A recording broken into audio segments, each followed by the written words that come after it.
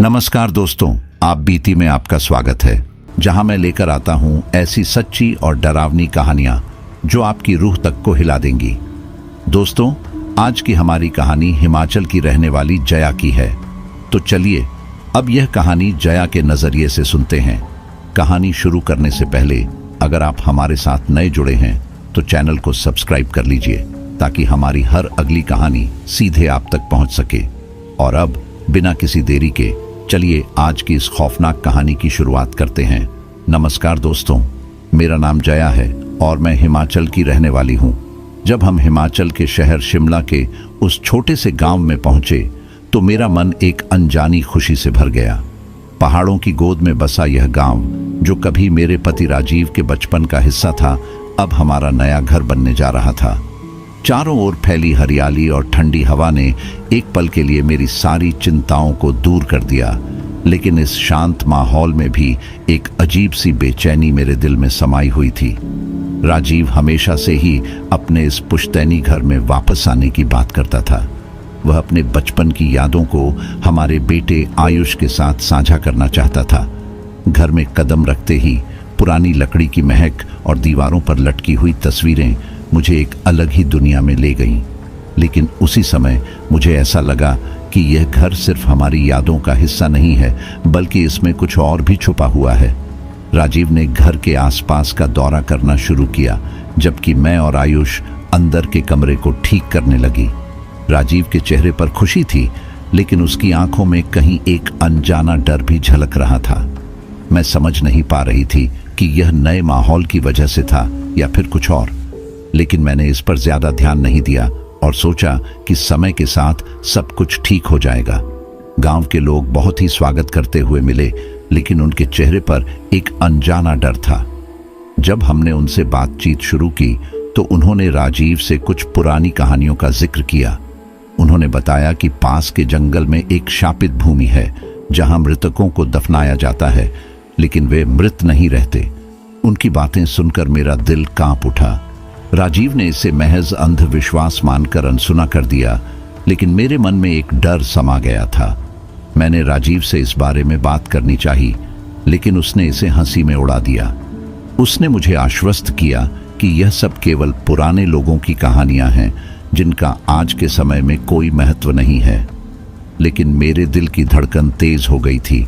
मुझे समझ नहीं आ रहा था कि इस नए घर में हमें किस तरह की चुनौतियों का सामना करना पड़ सकता है।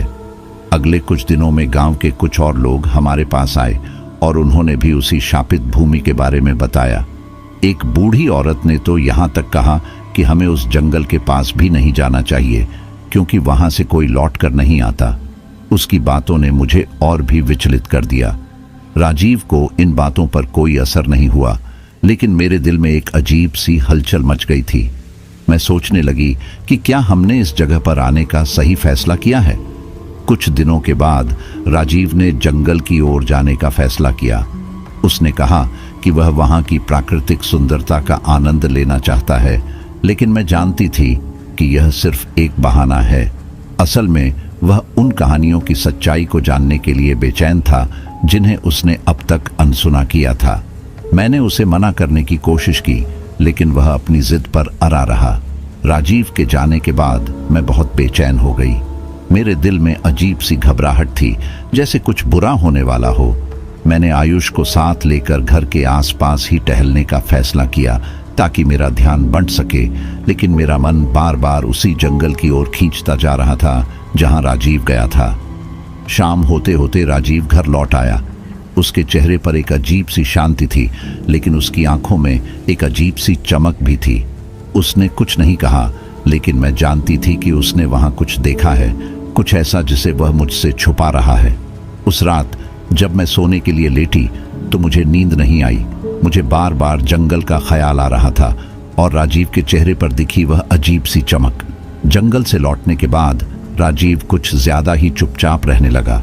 वह हर समय खोया खोया सा रहता, जैसे कुछ सोच रहा हो। जब भी मैंने उससे पूछने की कोशिश की, उसने बात टाल दी। उसका यह बदला हुआ व्यवहार मेरे दिल में और भी डर पैदा कर रहा था। मुझे ऐसा लग रहा था कि वह मुझसे कुछ बड़ा छुपा रहा है। एक रात जब मैं सो नहीं पा रही थी तो मैंने राजीव को खिड़की से बाहर झांकते हुए देखा। उसकी आंखें जंगल की तरफ टिकी हुई थीं और उसके चेहरे पर एक अनजाना भय साफ झलक रहा था। मैंने उससे पूछा कि क्या बात है, लेकिन उसने मुझसे कहा कि सब कुछ ठीक है, पर मैं जानती थी कि कुछ ठीक नहीं है। उस रात मुझे बहुत देर तक नींद नहीं आई। अगले दिन गांव के कुछ और लोग हमारे पास आए और उन्होंने फिर से उसी शापित भूमि का जिक्र किया। इस बार राजीव ने उन्हें ध्यान से सुना, लेकिन कुछ नहीं कहा। उसके चेहरे पर अब वही चमक नहीं थी, बल्कि एक गंभीरता और डर था। उस दिन मुझे यह एहसास हुआ कि हम शायद किसी बड़ी मुसीबत में फंस चुके हैं। राजीव के मन में उस जंगल की ओर खिंचाव दिनों दिन बढ़ता जा रहा था। वह हमेशा से ही जिज्ञासु स्वभाव का था, लेकिन इस बार उसकी उत्सुकता ने मुझे चिंतित कर दिया था।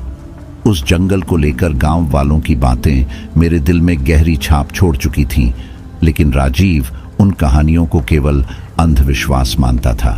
मैं उसे रोकने की कोशिश करती रही, लेकिन उसकी आंखों में एक अजीब सी बेचैनी दिखाई देती थी जो मुझे डराने लगा था। एक दिन राजीव ने बिना किसी को कुछ बताए अकेले जंगल में जाने का फैसला किया। उसने मुझसे बस इतना कहा कि वह वहां कुछ समय बिताना चाहता है और मैं उसकी चिंता न करूं। मेरे दिल में कई सवाल उठ रहे थे, लेकिन मैं उन्हें रोक नहीं पा रही थी। जैसे ही राजीव जंगल की ओर चला गया, मेरा मन बेचैन हो उठा। मैंने उसे रोकने की पूरी कोशिश की थी, लेकिन वह नहीं माना। मैं जानती थी कि उसे उस जगह की सच्चाई जानने की बहुत इच्छा थी और वह किसी भी कीमत पर वहां जाने के लिए तैयार था। जब वह जंगल में चला गया तो मेरे मन में एक अजीब सी बेचैनी ने जन्म लिया, लेकिन मेरी चिंता लगातार बढ़ती जा रही थी। मुझे बार बार यही ख्याल आ रहा था कि अगर कुछ गलत हो गया तो क्या होगा। गांव वालों की बातें और उस बूढ़ी औरत की चेतावनी मेरे दिमाग में गूंजने लगी थी। शाम ढलने लगी थी और अमित अभी तक घर नहीं लौटा था। मेरी बेचैनी अब डर में बदलने लगी थी। मैंने सोचा कि उसे फोन करूं, लेकिन फिर मैंने खुद को रोका। मैं नहीं चाहती थी कि वह यह महसूस करे कि मैं उसे लेकर असुरक्षित महसूस कर रही हूं, लेकिन समय के साथ मेरा डर बढ़ता जा रहा था। आखिरकार रात के अंधेरे में वह घर लौटा, लेकिन उसका चेहरा कुछ बदला हुआ था। राजीव ने बताया कि वह जंगल के अंदर चला गया था। एक पुरानी रास्ते पर चलते चलते एक श्मशान घाट तक पहुंच गया था। वहां की चुप्पी और वातावरण ने उसे बेचैन कर दिया था, लेकिन वह अपने कदमों को रोक नहीं सका। उस जगह की ठंडक और डरावनी वातावरण ने उसके रोंगटे खड़े कर दिए थे। वह जगह इतनी पुरानी थी कि उसकी रास्तों पर उगी हुई घास ने उसे पूरी तरह से छुपा लिया था।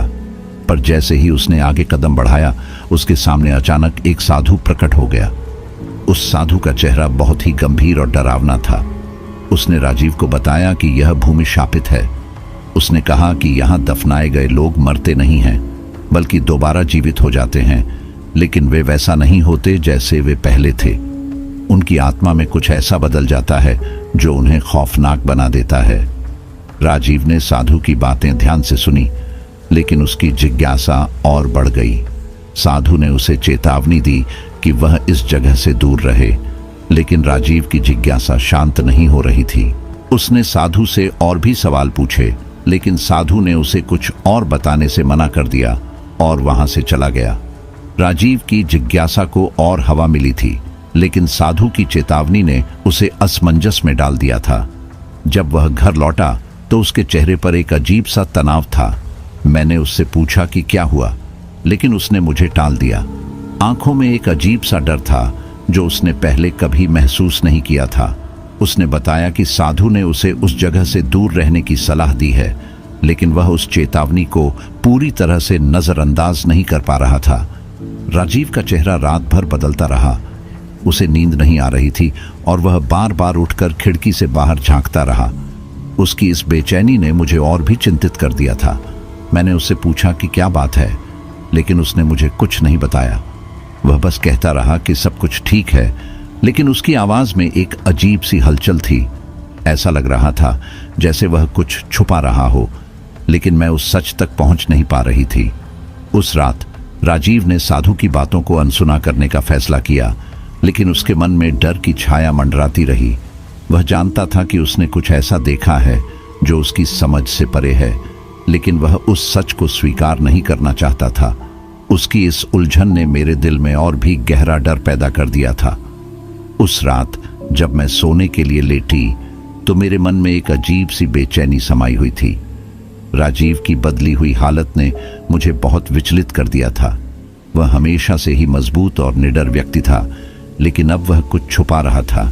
उसकी आंखों में छिपा हुआ डर मुझे भी परेशान करने लगा था। रात भर मुझे नींद नहीं आई। जब भी मैंने आंखें बंद की, मेरे सामने वही जंगल और श्मशान भूमि का दृश्य आने लगा। मुझे बार बार ऐसा महसूस हो रहा था कि वहां कुछ बुरा घटने वाला है। मैंने आयुष को अपने पास सुला लिया, लेकिन मेरा मन शांत नहीं हो पा रहा था। राजीव की बदलती हालत और उस शापित भूमि के बारे में साधु की चेतावनी ने मेरे मन में गहरा डर बैठा दिया था। सुबह होते ही राजीव ने मुझसे कहा कि वह फिर से उस जंगल में जाना चाहता है। उसकी इस बात ने मेरे दिल की धड़कनें तेज कर दी। मैंने उससे बहुत मना किया, लेकिन उसने मेरी एक न सुनी। उसका कहना था कि वह सच को जानकर ही रहेगा। इस जिद ने मुझे और भी डराया, क्योंकि मुझे पता था कि वहां कुछ ऐसा है जो हमारे लिए खतरा बन सकता है, लेकिन मैं चाहकर भी उसे रोक नहीं पाई। राजीव के जंगल से लौटने के बाद घर में अजीब घटनाएं होने लगीं। यह सब अचानक शुरू हुआ, जैसे कोई अनदेखी ताकत हमारे घर के आसपास मंडराने लगी हो। सबसे पहले मैंने दरवाजे पर कुछ अजीब निशान देखे। वे निशान देखने में बहुत ही डरावने थे, जैसे किसी ने जानबूझकर उन्हें वहां बनाया हो। पहले तो मैंने इसे नजरअंदाज कर दिया, लेकिन कुछ ही दिनों में यह निशान पूरे घर में दिखने लगे। दीवारों पर, फर्श पर, यहां तक कि आयुष के कमरे के दरवाजे पर भी। यह निशान जैसे हमारे घर की शांति को निगलने के लिए तैयार थे। आयुष को भी इस बीच अजीब सपने आने लगे। वह अक्सर रात में चिल्लाकर उठ जाता और कहता कि मम्मी, मैंने एक काला साया देखा है। उसकी आंखों में डर साफ झलकता था। उसने बताया कि वह साया हर रात उसके बिस्तर के पास खड़ा रहता है और उसे घूरता है। मैंने उसे समझाने की कोशिश की कि यह सब बस उसका वहम है, लेकिन उसके डर से मेरा भी दिल कांप उठता था। वह मासूम था, लेकिन उसके सपने जैसे सच होते जा रहे थे। मुझे ऐसा लगने लगा था कि हमारे घर में कोई अनदेखी ताकत है जो हमारे परिवार को नुकसान पहुंचाने की कोशिश कर रही है। इन घटनाओं के बीच राजीव ने खुद को इन सब बातों से दूर रखा। उसने उन अजीब निशानों को भी बस एक मामूली घटना मानकर नजरअंदाज कर दिया, लेकिन मेरे मन में डर का साया गहरा होता जा रहा था। मुझे ऐसा लग रहा था कि कुछ बुरा होने वाला है। मैं राजीव से इस बारे में बात करना चाहती थी, लेकिन उसके सामने मेरा डर कर रहना मुझे खुद कमजोर लगने लगा था। इन अजीब घटनाओं के बीच हमारे पालतू कुत्ते लक्की के साथ एक भयानक हादसा हुआ। लक्की हमारे परिवार का एक हिस्सा था, खासकर आयुष का। वे दोनों एक दूसरे के सबसे अच्छे दोस्त थे। एक दिन लक्की अचानक घर के बाहर से गायब हो गया। हमने उसे हर जगह ढूंढा, लेकिन वह कहीं नहीं मिला। अगले दिन सुबह हमें लक्की का मृत शरीर घर के पास मिला। उसकी शरीर की हालत देखकर मेरा दिल दहल गया। ऐसा लग रहा था कि उसने किसी काली शक्ति से लड़ाई की थी। उसका शरीर जख्मी था और उसकी आंखें भयानक तरीके से खुली हुई थीं, जैसे उसने मौत के समय कुछ भयानक देखा हो। आयुष का दिल टूट गया। वह अपने प्यारे लक्की की मौत को सहन नहीं कर पा रहा था। उसने राजीव से लक्की को सही तरीके से दफनाने की जिद की। मेरे दिल में लक्की की मौत को लेकर एक अनजाना डर समा गया था। मैंने राजीव से कहा कि हमें लक्की को किसी पवित्र जगह पर दफनाना चाहिए, लेकिन राजीव ने उसे उसी शापित भूमि में दफनाने का फैसला किया जिसे उसने हाल ही में खोजा था। वह उस जगह को अब भी एक रहस्य मानता था और शायद इसीलिए उसने वहां लक्की को दफनाने की सोची। जब लक्की को दफनाने के लिए हम उस भूमि पर पहुंचे तो वातावरण में एक अजीब सी घुटन महसूस हो रही थी। मुझे उस जगह से एक अजीब सी घबराहट होने लगी थी, लेकिन मैंने कुछ नहीं कहा। राजीव ने लक्की को खुद अपने हाथों से दफनाया। आयुष भी उस समय वहां था और उसकी आंखों में आंसू थे। लक्की को दफनाने के बाद हम सभी चुपचाप घर लौट आए, लेकिन मेरे दिल में डर की एक नई लहर उठ रही थी। लक्की की मौत के बाद कुछ दिन ही बीते थे कि अजीब चीजें होने लगीं। एक रात जब हम सब खाने के बाद बैठे थे, अचानक हमें बाहर से कुछ आवाजें सुनाई देने लगीं। यह आवाजें कुछ इस तरह की थीं जैसे कोई जानवर हमारे दरवाजे के बाहर खड़ा हो। पहले तो हमने ध्यान नहीं दिया, लेकिन जब आवाजें बढ़ने लगीं तो राजीव ने दरवाजा खोलकर देखा। वहां कोई नहीं था, लेकिन फर्श पर वही अजीब निशान थे जो हमने पहले भी देखे थे। अगले दिन सुबह जब मैं दरवाजा खोलने गई तो मेरे पैरों तले जमीन खिसक गई। लक्की दरवाजे पर खड़ा था, लेकिन वह लक्की नहीं था जिसे हमने पहले देखा था। उसकी आंखों में एक भयानक चमक थी और उसका पूरा शरीर कांप रहा था। उसका स्वभाव पूरी तरह से बदल गया था। वह हमें देखकर गुर्राने लगा और उसकी आंखों में एक अजीब सी क्रूरता थी। मैंने राजीव को आवाज दी और वह भी यह देखकर हैरान रह गया। हम समझ नहीं पा रहे थे कि यह कैसे संभव है। लक्की को हमने खुद अपने हाथों से दफनाया था और अब वह हमारे सामने खड़ा था। लक्की की यह हालत देखकर आयुष भी डर गया था। वह लक्की से हमेशा प्यार करता था, लेकिन अब उसे देखकर वह डर से सहम गया। राजीव ने शेरू को घर के अंदर आने दिया, लेकिन मैं अंदर ही अंदर कांप रही थी। यह लक्की नहीं था जिसे हमने पाला था।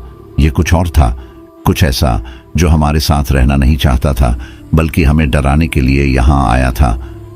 उस रात लक्की घर में ही था, लेकिन उसकी हरकतें और उसका व्यवहार डरावना था।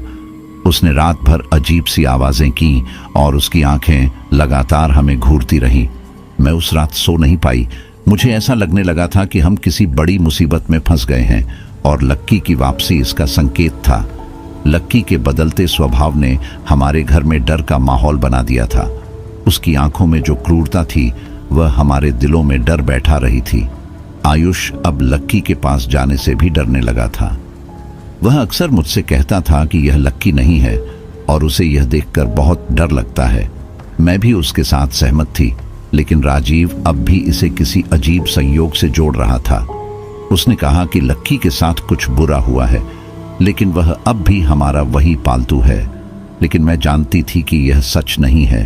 यह लक्की नहीं है, यह कुछ और है जो हमारे घर में घुस आया है। लक्की की इस हालत ने मुझे अंदर तक हिला दिया था। उसकी आंखों में जो अजीब चमक थी वह मेरे दिल में गहरे डर को जन्म दे रही थी। उसकी हर हरकत में कुछ ऐसा था जो उसे पहले जैसा नहीं बनाता था।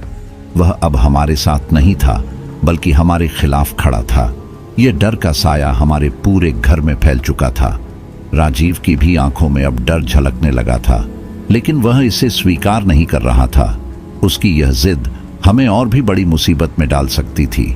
मुझे अब यह एहसास हो गया था कि हमने लक्की को उस शापित भूमि में दफनाकर बहुत बड़ी गलती कर दी है। हम अब उस मुसीबत का सामना कर रहे थे जो हमने खुद बुलाई थी। लक्की की वापसी के बाद हमारे घर का माहौल पूरी तरह बदल चुका था। वह जगह अब हमारे लिए सुरक्षित नहीं रह गई थी। हर दिन, हर रात हमें यह एहसास हो रहा था कि हम किसी अजीब और भयावह ताकत के घेरे में हैं और इससे बचने का कोई रास्ता नहीं था। लक्की की भयानक वापसी के बाद राजीव के चेहरे पर चिंता की लकीरें गहरी होती जा रही थीं। वह अब पहले की तरह निश्चिंत नहीं था। उसके मन में एक असमंजस की स्थिति थी जिसे वह मुझसे छुपा रहा था, लेकिन उसकी आंखों में छिपे डर और बेचैनी को मैं महसूस कर रही थी। वह अब पहले जैसा नहीं रहा था। हर दिन वह शांत बैठा रहता, जैसे कुछ सोच रहा हो, और अचानक उठकर बाहर चला जाता। एक दिन मैंने उसे ऐसे ही देखा जब वह घर के बाहर बैठा था। उसके चेहरे पर डर साफ झलक रहा था। मैंने उसके पास जाकर उसे दिलासा देने की कोशिश की, लेकिन वह चुप रहा।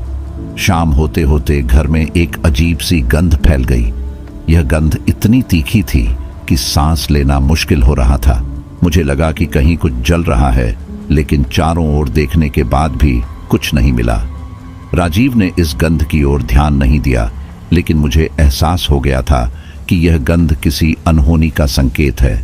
रात होते ही यह गंध और तेज हो गई और उसके साथ ही घर में अजीब सी आवाजें भी आने लगीं, जैसे कोई दरवाजों पर खरोंच रहा हो या फिर छत पर कोई चल रहा हो।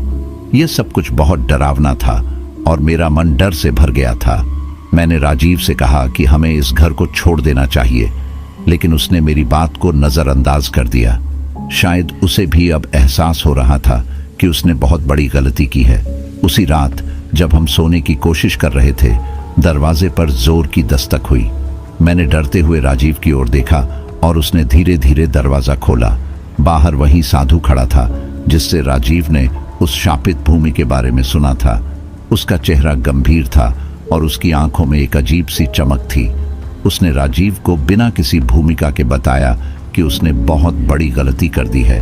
लक्की को उस भूमि में दफनाने के बाद वह शापित हो गया था और अब उसके साथ जो कुछ भी हो रहा है वह उसी का नतीजा है। साधु ने हमें बताया कि वह भूमि एक प्राचीन तांत्रिक द्वारा शापित की गई थी। यह तांत्रिक बहुत शक्तिशाली था, लेकिन उसने अपने जीवन में कई गलतियां की थी।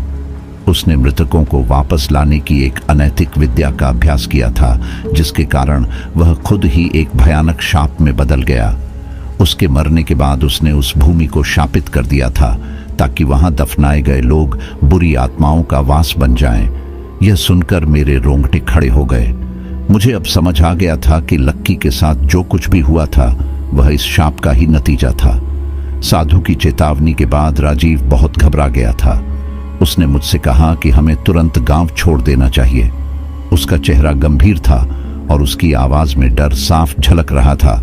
उसने कहा कि हमें यहाँ से जितनी जल्दी हो सके निकल जाना चाहिए, क्योंकि इस शापित भूमि का असर अब हमारे घर पर भी हो रहा था। मैं उसकी बातों को सुनकर और भी डर गई थी, लेकिन मुझे भी यह एहसास हो गया था कि हमें अब यहाँ नहीं रहना चाहिए। मैंने आयुष को तैयार करने के लिए कहा और हम सब गांव छोड़ने की तैयारी करने लगे। लेकिन तभी कुछ ऐसा हुआ जिसने हमें और भी डराने वाला मोड़ दे दिया। आयुष, जो अब तक शांत था, अचानक से बदल गया। उसकी आंखों में एक अजीब सी चमक थी और वह अचानक से हंसने लगा।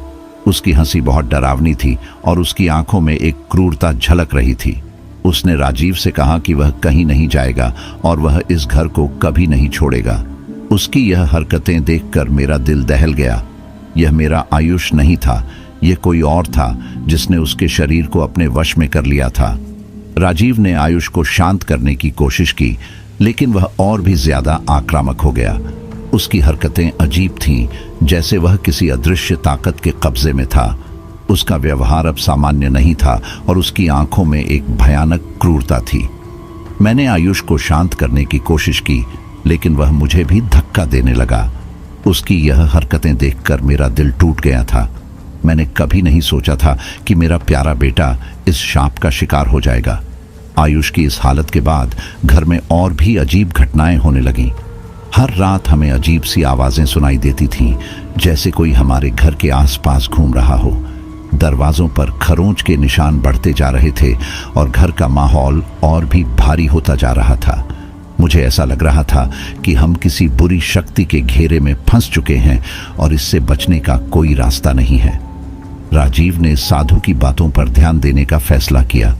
उसने सोचा कि शायद साधु हमें इस शाप से बचाने का कोई तरीका जानता हो, लेकिन साधु ने साफ कहा कि अब बहुत देर हो चुकी है।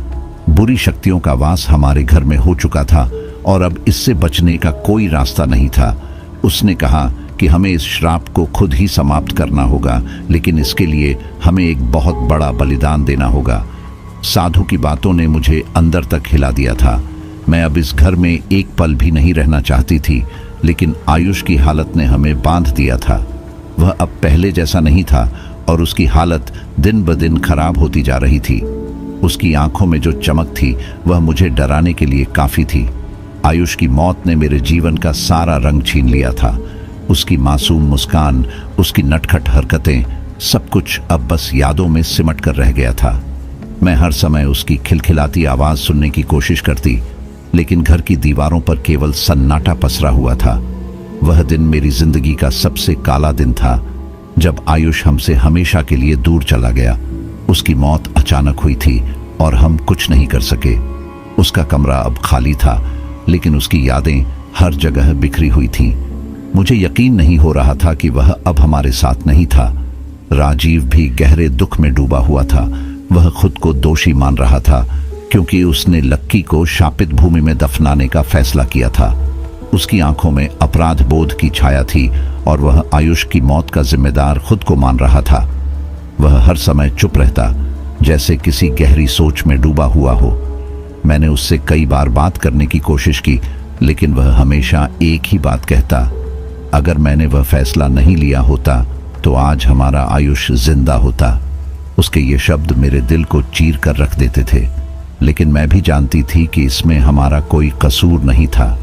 शायद किस्मत ने हमारे लिए यही लिखा था।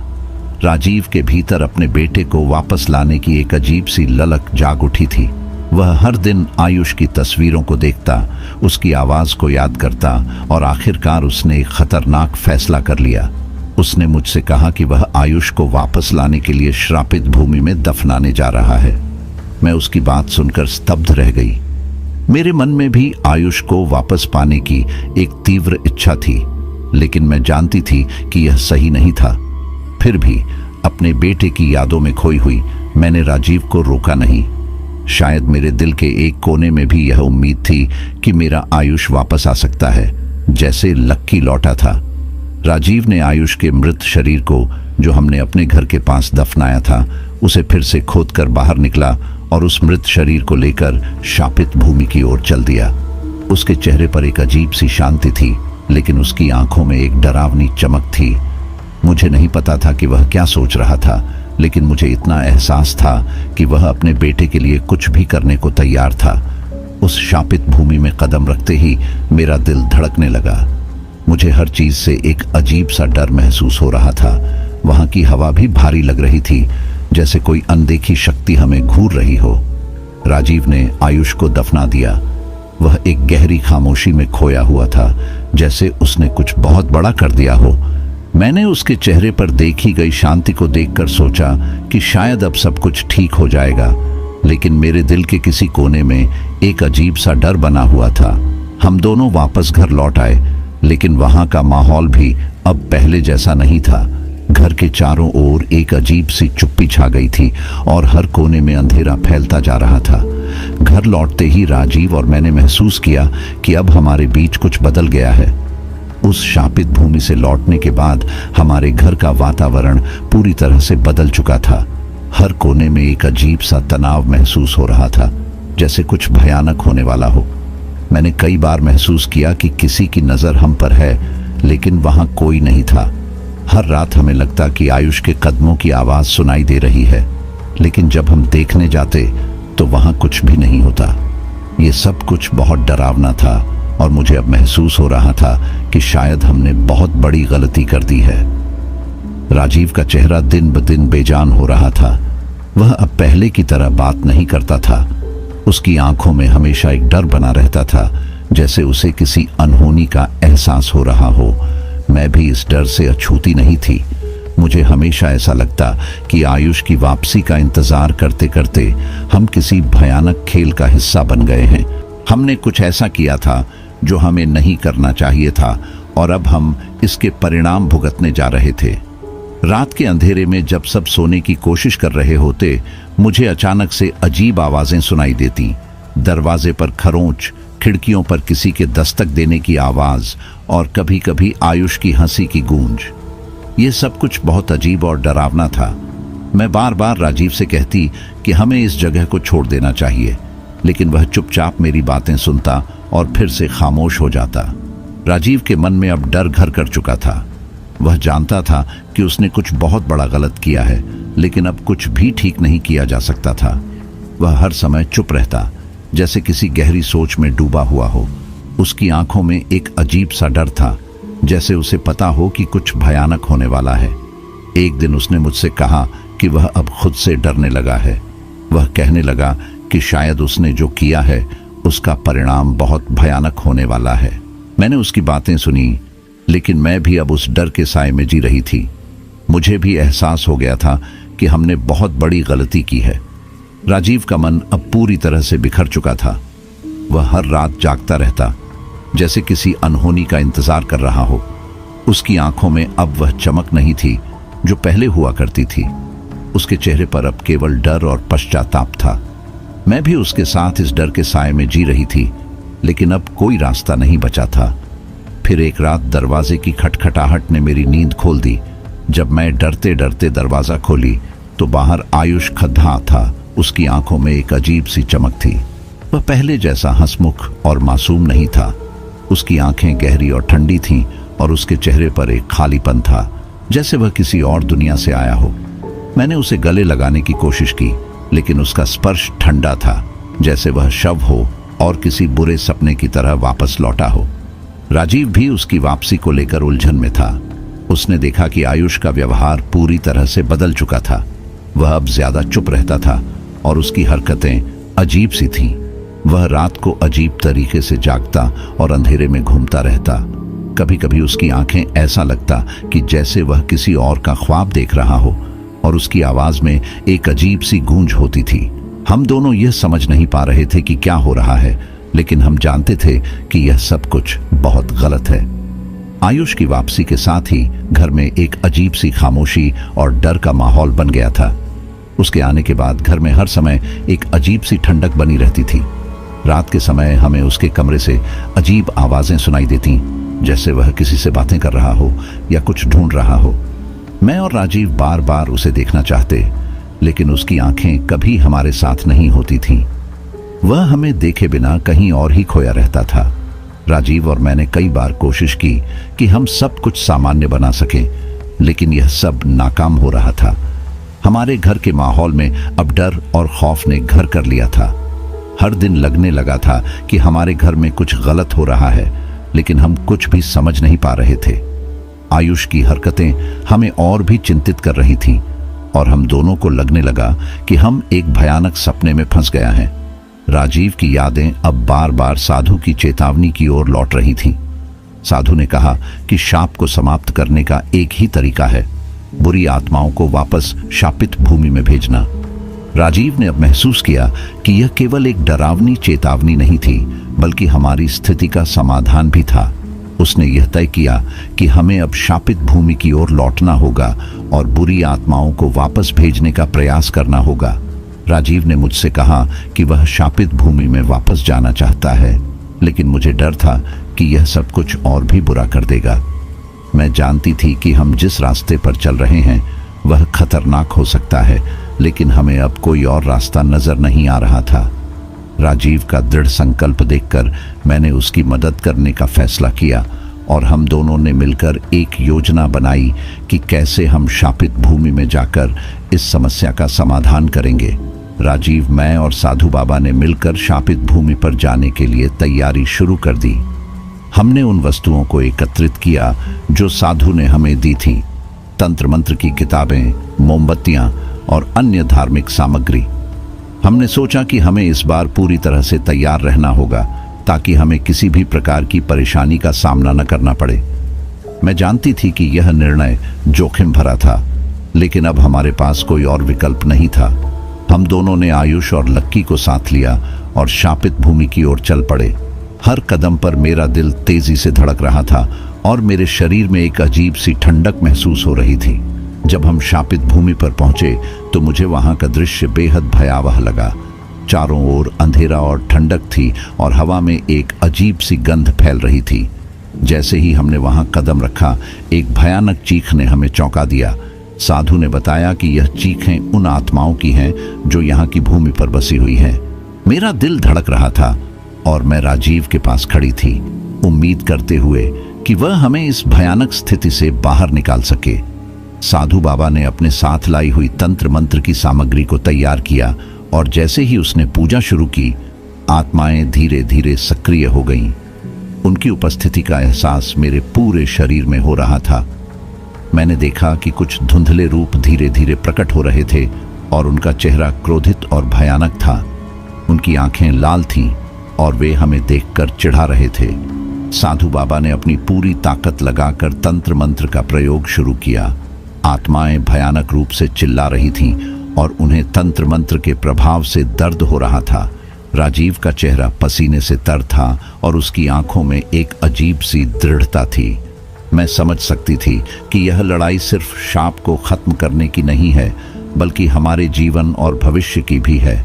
साधु बाबा ने अपनी जान की बाजी लगाकर शापित भूमि को समाप्त करने का निर्णय लिया। जब हमने अंत की ओर देखा तो राजीव ने अपने शरीर को पूर्ण रूप से बलिदान करने की तैयारी की। उसने तंत्र मंत्र की सभी विधियां पूरी की और शापित भूमि में खुद को दफन करने की घोषणा की। यह निर्णय कठिन था, लेकिन राजीव का दृढ़ निश्चय उसकी आंखों में स्पष्ट था। उसने अपने परिवार को आश्वस्त किया कि वह इस शाप को समाप्त करके हमें शांति दिलाएगा। राजीव ने शापित भूमि में एक अंतिम पूजा की और खुद को भूमि में समर्पित कर दिया। उसके साथ साथ मेरा बेटा आयुष और मेरा कुत्ता लक्की भी उस भूमि में समा गया। उसका यह बलिदान मुझे चकित कर रहा था, लेकिन उसके इस आत्म बलिदान ने गांव के लोगों को एक नई आशा दी कि शायद अब शापित भूमि से शाप समाप्त हो सकता है। मैंने अपनी आंखों से देखा कि कैसे राजीव ने अपनी जान देकर हमें एक नई शुरुआत का अवसर दिया। उसकी यह कुर्बानी मेरे दिलों में हमेशा के लिए छप गई। राजीव के बलिदान के बाद गांव में शांति आ गई। लोगों ने महसूस किया कि उनके जीवन में बहुत बदलाव आया है। शापित भूमि की शक्ति कम हो गई थी और गांव का माहौल थोड़ा शांत और सामान्य हो गया था। लोग अब शापित भूमि के पास जाने से डर नहीं रहे थे और धीरे धीरे अपनी जिंदगी में सामान्यता लाने लगे थे। तो दोस्तों, यह थी हमारी आज की कहानी। आपको हमारी आज की कहानी कैसी लगी? कमेंट बॉक्स में कमेंट करके जरूर बताएं। बस आप अपना और अपने परिवार का ख्याल रखें, और अगर अभी तक चैनल को सब्सक्राइब नहीं किया है तो कृपया चैनल को सब्सक्राइब कर लीजिए।